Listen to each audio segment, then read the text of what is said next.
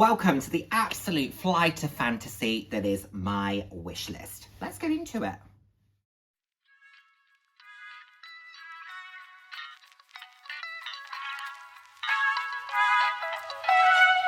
Hello, and the warmest of welcomes to today's video. For those of you who haven't seen my face before, hi, I'm Nick, glad to have you here. Those of you who have seen my face before, thank you so much for joining me again.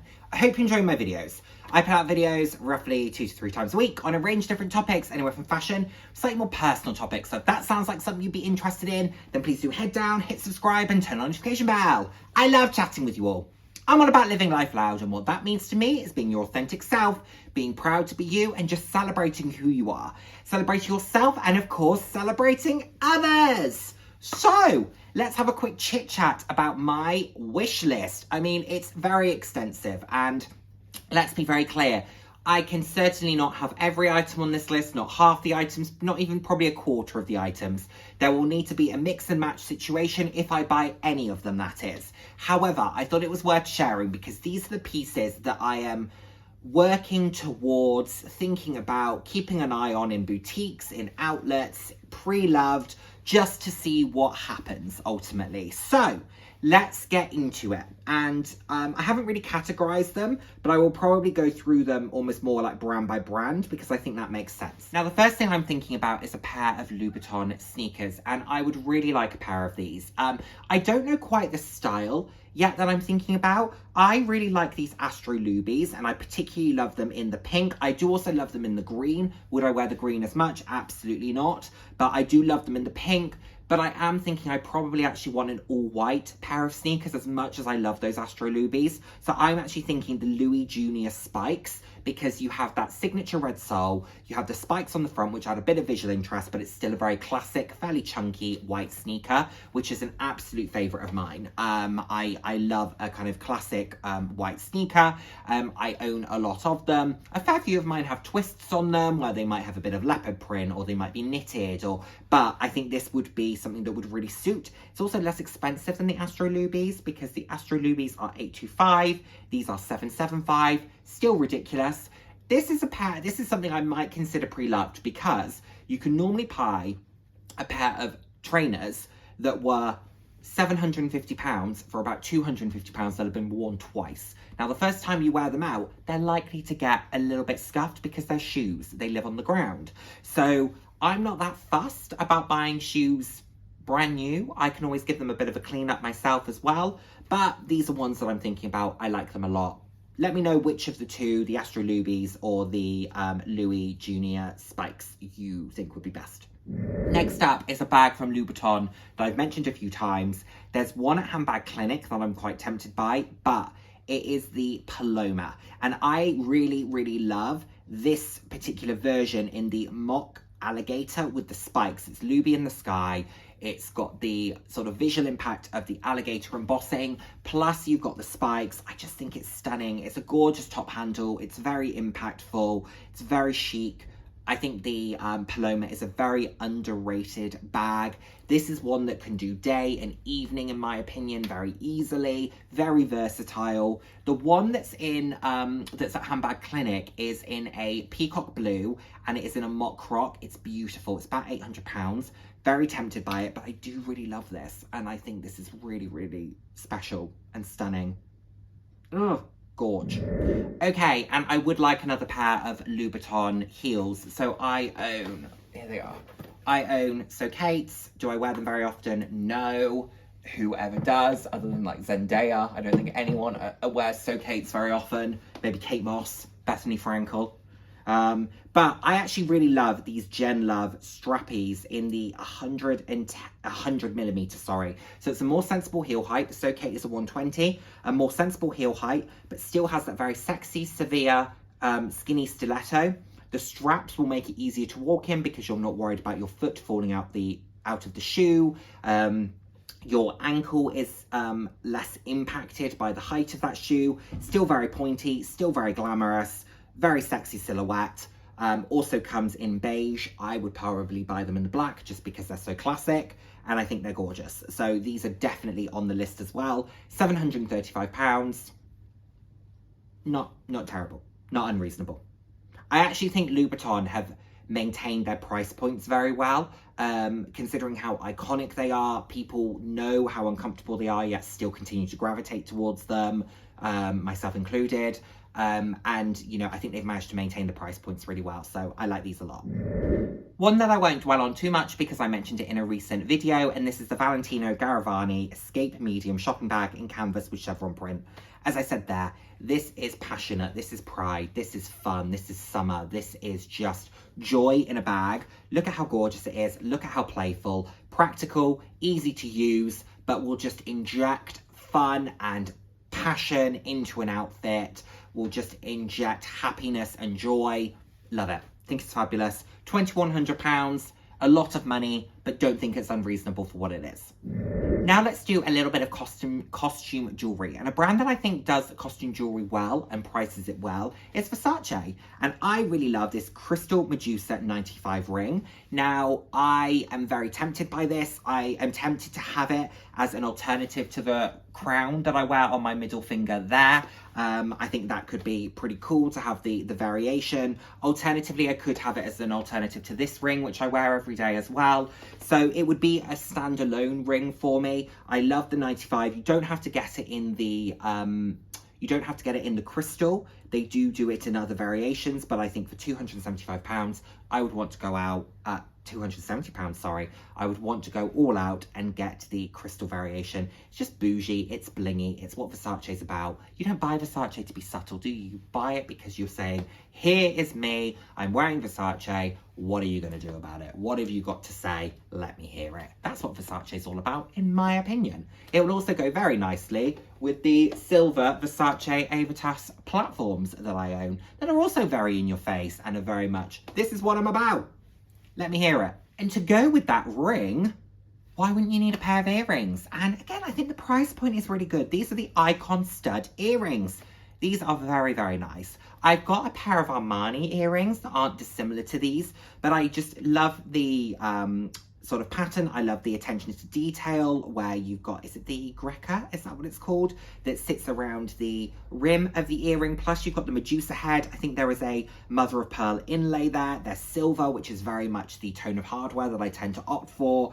Pretty much all of my jewelry, with the exception of that particular ring, is silver in tone or white gold, or, you know, I just very much like silver or white gold. I think these are beautiful. Would love to own them. I think the price point is completely fair, completely reasonable. No sort of studs or stones or anything that can fall out of them, so I think they will last longer than a lot of costume jewelry has been known to. I like them a lot. These will be a nice alternative to, like I said, the Armani earrings that I already have, the Vivienne Westwood earrings. I've also started wearing these rose quartz ones, which I really like. So I just like to have variation. As you all know, I'm a volume player. I like to have variation, and I think this is a great piece to add in. I love a lait pliage. I can't deny it. I've got a lot of them. My most recent being the custom one that's here, and I really like this peacock blue. I think it's a gorgeous colour. I really want to see it in person. And part of the reason that I'm quite tempted by this is because I actually think it will go really well with this scarf. So this is an osprey scarf, and I think it will go really, really nicely with this particular piece. Now, should you buy an £110 bag just to go with a scarf? You shouldn't. However, I do think that as a colour, it will go with a lot. That shade of blue, I think, goes very nicely with brighter pinks. So we're talking fuchsia and magenta. I would wear that happily with purple. I'd wear it with what I'm wearing right now. I think it's very versatile. Would go with a lot of neutrals, would go with a lot of bright colours. I don't subscribe to the blue and green should never be seen rule. I would wear that with green. I think you have to pick the tones correctly, but that's the same with any combination that you're going for. Yeah, great piece, versatile, like a lot. Now this bag I saw on someone that I follow on Instagram, and I immediately messaged them and said, oh my goodness, I love that bag, that's so interesting. And I said to them, is it a combination of two bags? Have you got two bags on, or is that one bag? And they said, no, it's one bag. And it is the Chanel 2014 Edinburgh flap shoulder bag. It's a mixture of a tote and a flat bag, and it opens like the classic flap or one of the flat bags would, but then it's a tote. I love it. I think it's fabulous. And as I've spoken about many times, I'm not the biggest Chanel advocate here. You won't hear me talk about Chanel very often. I've said that I would really like a GST, potentially at some point. I'd also be interested in a surf tote. But I think this is fabulous. And I love the combination of it being a kind of classic flap and a tote. Beautiful, beautiful. So there is one here on Farfetch that is 2,856. There were a couple on eBay that was 3,300. For a bag that's 10 years old, that's still a lot of money, but it's unique and it's fun and it's playful. And if I were to go for this, I would not be able to buy anything else, and I would not be able to buy anything else for a long time. This would be, this would be a lot of money to be spending, but I think it is a fantastic looking bag. So I would be very, very interested in this particular one. Where am I wearing this? I don't know, but have I been able to get it out of my head? No. And it is the large Lottie in ivory tweed. Not a palette I necessarily go for, champagne gold hardware. It's got those warmer neutrals. I just think it's so chic. It's beautiful. It's so chic. It would go, for example, with this blazer.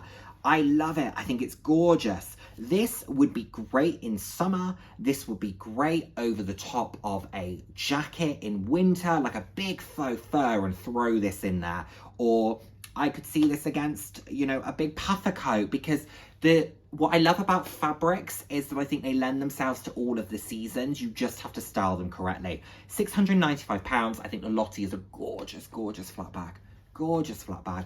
Great alternative to some of the more expensive designer flat bags. Cough, cough, Chanel, cough, cough. If you are not as fussed about the brand, but you want great functionality, great quality, a beautiful aesthetic, they do them in leather, they do them in tweed, they do quilted leather, smooth leather. I've seen them in other materials over the years as well. They tend to add in different collections, different sizes. You don't have to buy the large, there are different sizes. Beautiful. Like I said, where am I wearing it? Who knows? Do I love it? Yes, I think it's gorgeous. Gorgeous. I'm not looking for another flat bag. I've got my Kurt Geiger ones, and that's enough. I've not bought a Mulberry Lily for a similar reason, but this one is kind of stuck in there a little bit. I'll be honest with you, it is. This is an absolute, I will never own, but I saw it and I just fell in love with it.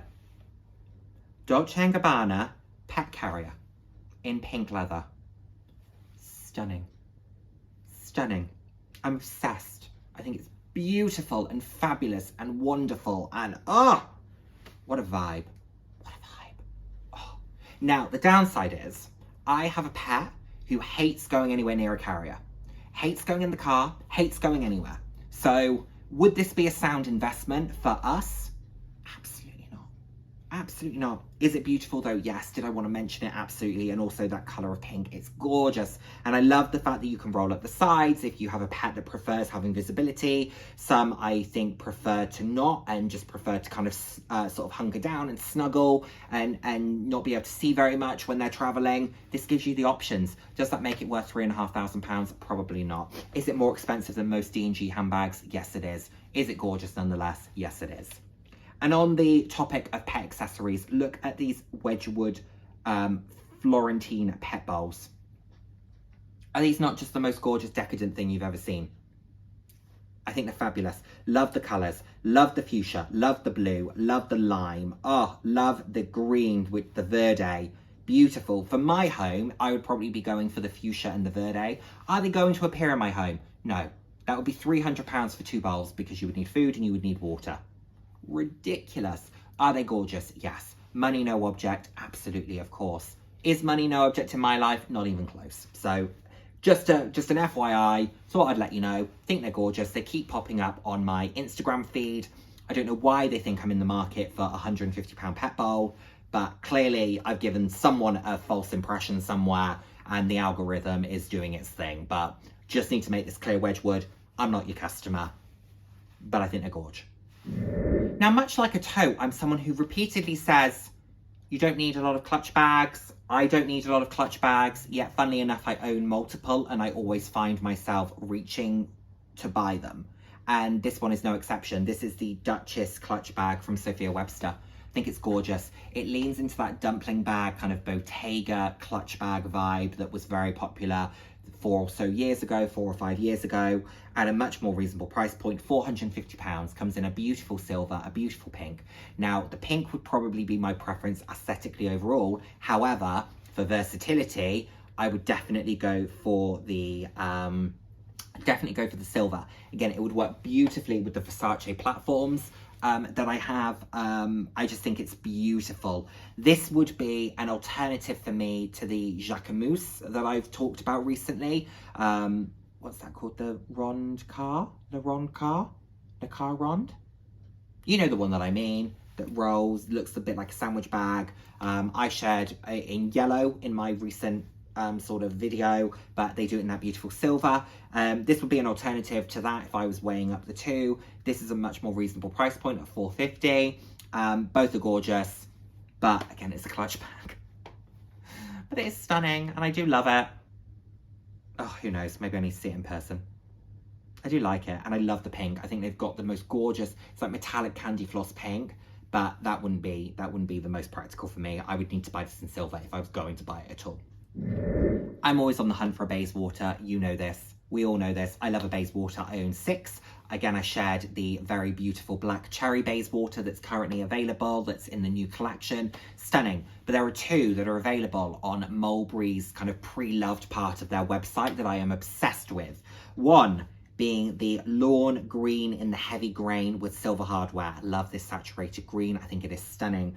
I have, where is it? A Bayswater that has an element of lawn green on it, as you can see there. However, this whole bag is lawn green, and it is a stunning, stunning colour, and I love it against that very cool tone hardware. However, I also love this chamomile, small classic grain Bayswater with silver hardware. Beautiful shade of yellow, buttery shade of yellow, very, very beautiful. Both are £650, yes they are. They are both stunning. And the fact that you can buy both of these for the price of one new.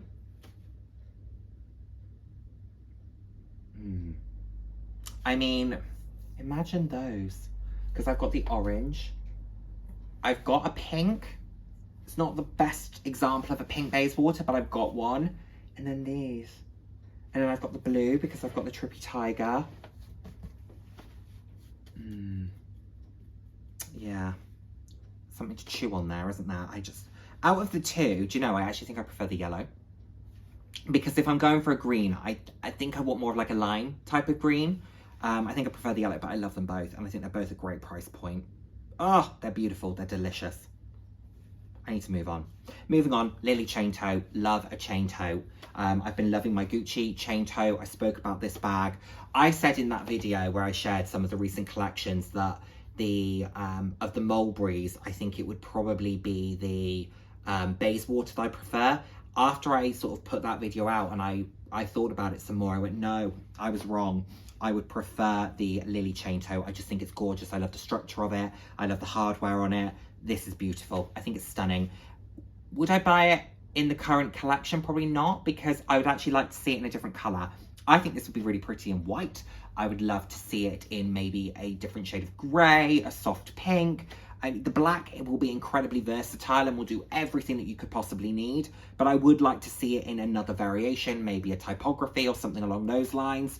Who knows? I might eat my words, and in 6 months' time, I might have gone, actually, I'm going to buy it in black.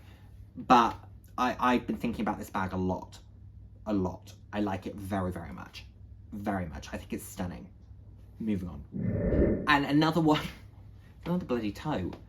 I don't buy totes. I don't like totes. I don't look at totes. I keep looking at this tote because I think it is so, so cool. It is from Zadig & Voltaire. It is the Le Borderline embossed metallic bag. Look at these colours. Look at this purple and this teal together. Look how gorgeous this is. It is fabulous. It's got that winged aesthetic that you know I love. It's £440. It is in the colour Glow. What a fabulous name for a colour. Glow. Where's your bag from? Zadig & Voltaire, and it's Glow.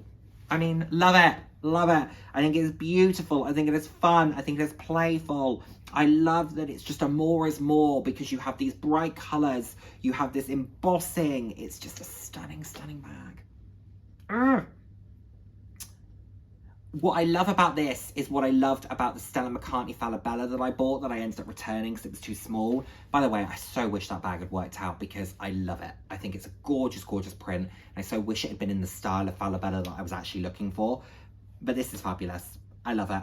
Am I going to buy it? I don't know. Maybe I should just buy it and see.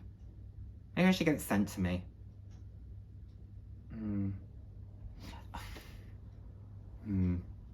I don't know. I feel a bit funny about buying things if I'm not 100%. Like, I don't like buying it and then returning it because that wastes my time. It wastes the brand's time and the store's time who took the, you know, time to send it. It costs everybody money. Like, I want to genuinely have that almost 100% belief that this, if I love it, I will keep it. That, I don't know. I'd love to be able to see it. Maybe I'll see if I can see it in Selfridges. Or maybe I'll text the store at Bicester and see if they have one. Because I don't live far from Bicester, so I could maybe go and have a look. Oh, I don't know. Anyway, that's the wish list. You know, there's a fair few pieces on there. And, you know, I could have gone more. I could have gone for some more faux furs from Jack. I could have gone for a few SLGs. But in all honesty, I'm not buying any more faux furs. I own too many. And I'm not buying any more SLGs because I don't love spending huge amounts of money on them. But I could have gone further. But these are pieces that genuinely I would love to have. I am thinking about. I'm sort of weighing up if and how and when and which. And they're all possible. It just depends on time frames, the combination of items, what my lifestyle's looking like at the point in time that I feel prepared to, you know, buy some of these things. But let me know what you think of this particular list. I would love to hear from you. Thank you so much as always for watching, and I'll see you in the next one. Take care, everyone. Bye now. Mwah.